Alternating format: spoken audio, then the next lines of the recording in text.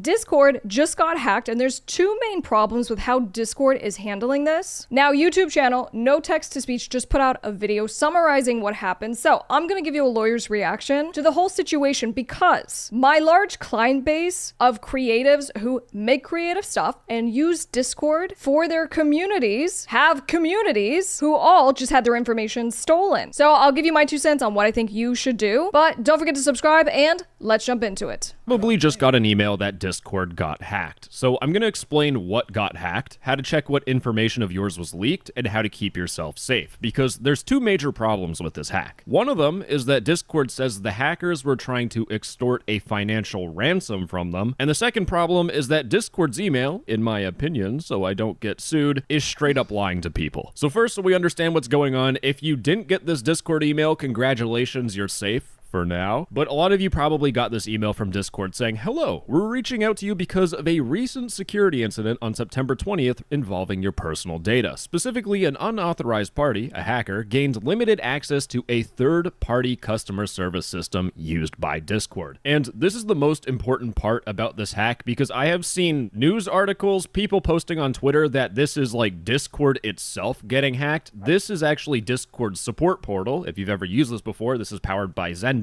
Their Zendesk got compromised in some way. A third-party plugin, maybe something else. There's no information out there. We don't know what the is going on. But the reason why I specifically point this out is that a lot of people say that this is a consequence of Discord's ID verification system. But in places like the UK, they have the Online Safety Act that force companies like Discord to verify your age. So Discord has an age verification system. The age verification system itself did not get compromised, kinda, because the system that Discord uses is KID, but if you did do a manual review for age verification, you probably went through Discord's support system, which did get hacked. And that's the sort of danger with this hack, because when you look through this, you say, okay, what got compromised? Your name, your Discord username, email, and other contact details you gave to Discord's customer support or trust and safety teams. But it also includes your payment information, including your payment type, so PayPal, credit card, bank transfer, whatever, the last 4 digits of your credit card, and your purchase history if you talk to Discord's billing to do a billing appeal if someone hacked into your account and bought a whole bunch of stuff. So many things. So first of all, in the defamation land, so the YouTuber himself, he goes, in my opinion, right, kind of tongue in cheek, but actually that really does matter. If you are saying what is the truth, so meaning he's just reading emails that were sent from Discord, and then he offers his own kind of speculation on what does it mean, what are the implications. If it in fact is his opinion, First Amendment rights come into play. We've also seen this with other content creators who for a living on their YouTube channels, they make videos discussing other people, and sometimes those things might not be received very well by those people. Now, going back 2 steps, there was an email sent by Discord. The reason why they do that is because there's a discovery rule, meaning when you discover that something bad happened to you, it starts a statute of limitations clock. So meaning there's a certain period of time for you to file a lawsuit. So they're not doing this because they're a transparent company and they'll always tell you the truth. It's that they're trying to basically downplay it as much as possible, let you know so that the clock can kind of run out. And in fact, what I was reading is that they actually took additional steps to try to stop the lawsuits. We'll talk about that. Information also includes IP addresses and messages and attachments sent to our customer support or trust and safety agents. And this is the most important part because Discord made a press release talking about how they got hacked, and they said that the unauthorized party also gained access to a small number of government ID images, your driver's license, your passport, your student ID from users who had appealed an age determination. And they say that if your ID may have been accessed by the hackers, that will be specified in the email you receive. Because if the hacker has your ID, you're supposed to get this email that says a photo of your government issue ID was involved in the incident. The problem with this email, though, is that I have had multiple viewers who have told me that they got an email from Discord that did not explicitly state that their government ID was stolen, but when they looked at the tickets that were affected by this breach, in all 3 of their tickets, they had their government ID. In the email, Discord will specifically tell you which ticket numbers were impacted, and also in the email, Discord tells you what this doesn't include, which one of these is a lie in some cases, not foreshadowing at all. I'll get to that. But you can see with my viewer, their tickets that end in 442, 675, and 325 on Discord, it's these exact same tickets, and what they're doing is they're appealing an underage Discord ban, because if you didn't know on Discord, you can get banned for being underage for the dumbest reasons on planet Earth. For example, you could ask someone how many eggs are in a dozen. They reply 12. You could edit your message to say, how old are you? And then you could report their message and they would get banned. And a lot of people have gotten banned because of this. And the problem is that when you're appealing these age appeals, you have to give Discord a photo of your ID. But remember, Discord is supposed to tell you if your government ID is leaked. Except for my viewer here, in their email, it does not say that their government ID was leaked. Discord did not tell them. They only say messages and attachments sent to our customer support or trust and safety agents. Well, and back to my point, that doesn't help Discord at all, because Discord can't take the position that you were made aware of what happened, the potential damages that you incurred if they don't actually tell you what happened. So in them trying to just rip off the band-aid, let everyone know, if they're not giving actual notice, statute of limitations doesn't start running because I didn't know. So my viewer only knew that their government ID is somewhere on the internet in the hands of a malicious hacker because they had to do their own due diligence. If they didn't know any better, they would have no idea. And like a little bit of a side tangent, but you know when the government and any website is like, we care about child safety. We need a photo of you and your government ID. This is just another reason why this online age verification that the UK government and other governments are trying to do this day and age is just a complete load of shit. This is literally the end product of it. Everyone is going to be compromised. Oh, and just to add, remember how Discord said the incident did not include your physical address? Well, if you're on Discord and you filed a DMCA takedown request, which some people have, in that takedown request, you need to give your name and organization and your physical address. And if you're not a corporation and you put in your home address, congratulations! Some random dude on the internet that tried to take money from Discord by extorting them now has your home address. Bazinga. This breach is a big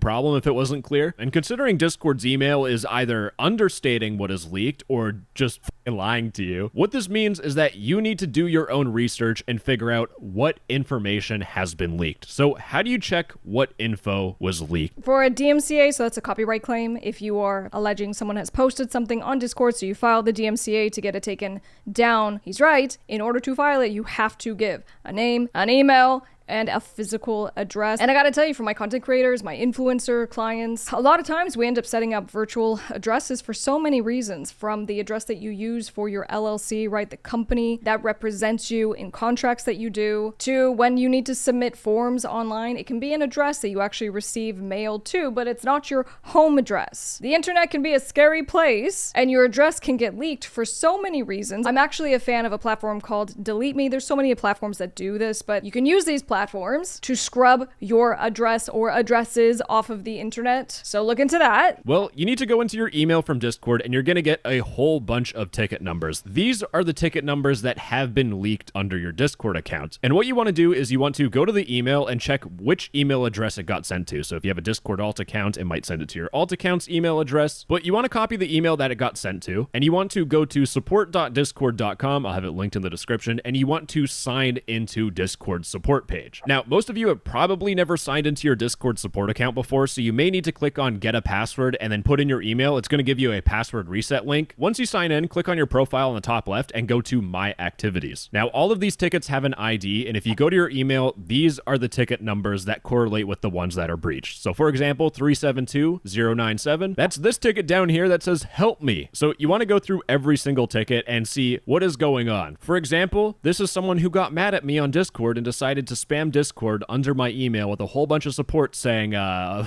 just random shit. But you really want to make sure to go through every single one of your tickets. Whatever is inside of these tickets that you can access, that random hacker out there on the internet has that information. Now, some of you actually might be really lucky because in some cases, Discord might have purged your government ID related tickets. Discord will keep those age appeal government IDs for a certain period of time. I don't know the exact amount. It might be 6 months. It might be a year. But again, check your tickets. And once you understand what information has been leaked, it'll help you understand how to keep yourself safe. And it's important to pay attention to this because remember, Discord says in their own press release that an unauthorized party targeted our third-party customer support services with a view to extort a financial ransom from Discord. Well, I guess we're about to find out what Discord did in response to the financial ransom. But again, guys, we're talking about a company that is letting you know there was data hacking. They have your government IDs. Well, actually, they're saying they don't have your government IDs, but they may have your government IDs. And may have your addresses. Sometimes your information gets leaked. The company you signed up with, the online form that you filled out, and no one tells you. So that's why, again, sometimes it's good just to search yourself online. But like I said, there's good things that you can do, such as setting up a virtual address if you are someone who is an influencer, a content creator. But let's keep going. These are cyber criminals that have your information, so you do unfortunately need to assume the worst. So things you should be looking out for everyone involved, considering that your name, Discord username, and email have been leaked, keep your eyes peeled for sketchy or fishy emails. The answers vary to this one, by the way. But yeah, you might get very targeted scam emails like, oh, your Discord account has been hacked, and it looks like Discord, it's going to your account, it shows your Discord username, but it might be a consequence, a product of this hack. And if you're someone that's had your billing information leaked, such as your payment type and the last 4 digits of your credit card, I would still, even though they can't really do a whole lot with the last 4 digits, I would still monitor your bank and your credit card. And if you really want, you can cancel your cards and get new ones. But the elephant in the room, the biggest consequence of this breach, and the biggest targets, in my opinion, if your government ID was leaked, congratulations. Because you now need to do a whole bunch of homework looking at what is identity theft. I was going to show you a US government page, but they shut down. So I have to show you a government that isn't functional either. The government of Canada. But if your government ID is leaked, you need to go through and understand identity theft and how to protect yourself. And a lot of it is checking your credit, making sure people aren't putting bank accounts underneath your names, being careful of any weird emails or paying taxes. Discord basically, they you, okay? There's no sugarcoating this one. And while we don't know a whole lot about the details of the hack, there's still a lot of problems out there. There's people that are claiming to be the ones that have hacked into Discord. There's a Discord group, apparently, which was complete nonsense. There was a VX Underground tweet of these people being the hackers, which again, no, it's a different hack. It's also complete nonsense. Just be careful. There's gonna be people that claim to be the hackers, and they're gonna ask for money to delete your data. Do not give anyone money, because chances are they could just be flat out lying to you. And guys, actually, this is something that a lot of scammers are doing, where they pretend to be, let's say, from the government, right? Hey, you need to, if you have a business, maybe you start an LLC, right? And then you get a letter from the state that you reside in. Hey, we saw that you're a business, and it looks so official. The thing is that these letters look so unbelievably official, and they go, you haven't paid your licensing fee yet to be an LLC. Or you file a trademark for your name, right? And you get a letter from the United States Trademark Office saying, hey, you forgot to file the last of your filing fee, which is $1,000. And so these things can look very scary, and they're 1,000% scams. And actually, someone had called me and they go, hey, I just want your thoughts on this. Someone called me from this office and said whatever, and I just gave them my credit card number so I could just pay it down really fast. And I was just like, dude, you literally just got scammed. Go cancel, go freeze your credit card immediately. But speaking of credit cards, a lot of the major credit card companies now have credit tracking, which is another way that you can keep tabs on this, because if your address gets leaked on the dark web, right, you can get notifications that way. These kinds of things are so ancillary to the work that I do as a lawyer, and it's scary stuff. So another thing to look out for is that people are asking why Discord hasn't been sued to oblivion, and that's because in Discord's new terms of service, which you have oh so conveniently agreed to because it popped up in Discord and you were forced to click accept, but when you pressed accept on that pop-up, if you're in the US or Canada, you agreed to an arbitration clause and a class action waiver. Now just keep in mind, I'm not your lawyer. I'm not even a lawyer at all, so this is just my opinion. But if you're in the US and Canada and you accepted the terms of service, you signed a class action waiver, which prevents you from being a plaintiff on a class action lawsuit. If there's a class action against Discord for being compromised and people got their government ID stolen and it caused a whole bunch of damage, which can happen in the future. We don't know what's going to happen. I can't predict the future. I'm sorry. But it is probably a good idea to email arbitration-opt-out@discord.com within 30 days of September 29th, which I Googled is October 29th, which I didn't need to Google. I could just use my brain. Regardless, it's a very good idea to keep your legal options open. And just as some fun lore to wrap this thing up, back on May 12th, 2023, Discord had a data breach after one of their support agents got hacked. So this happened once, now it happened again, but even in a bigger scale, it's gonna happen more and more in the future. Well, I am a lawyer. Here's what we're gonna do. You need to go to Wayback Machine and you need to look at the state of the terms of service. At the time you were harmed, right? So let's say say sometime before today, because they are trying to do some cleanup work from what I can see. With the opt-out, they're trying to get you into arbitration because it is faster, it is less expensive, and so I think Discord is absolutely expecting a whole bunch of lawsuits, but the class action piece may have already been in the terms of service. It's very standard for companies to do this. They guard themselves against having thousands of people who may have actually been harmed come together in one lawsuit, because in the terms of service that you agreed to when you signed up, which may have been the case 5 years ago, it said that you waive any right to a class action lawsuit. And in fact, let's just do this together right now. Okay, so I went back to March 27, 2023, and in fact, here it is, class waiver. If you are a US resident, except as provided here, you agree that each may bring claims against the others in your individual capacity. You cannot join as a class. Well, it only said if you're a US resident. Interesting. Again, what I would say is just looking at the version that pertains to you at the time that the harm allegedly occurred, right? So when did you get that email, for example? That would have been around the time, or at least shortly thereafter, hopefully, that this infringement happened. This is a doozy, guys, but you know, every time you sign up to one of these platforms, they just require to give you everything, access to everything, especially these platforms where like, we also need access to your social media accounts. We need to be able to log in as you. This is why giving those permissions is really scary. If you haven't, be sure to subscribe. I'm Miss Crystal.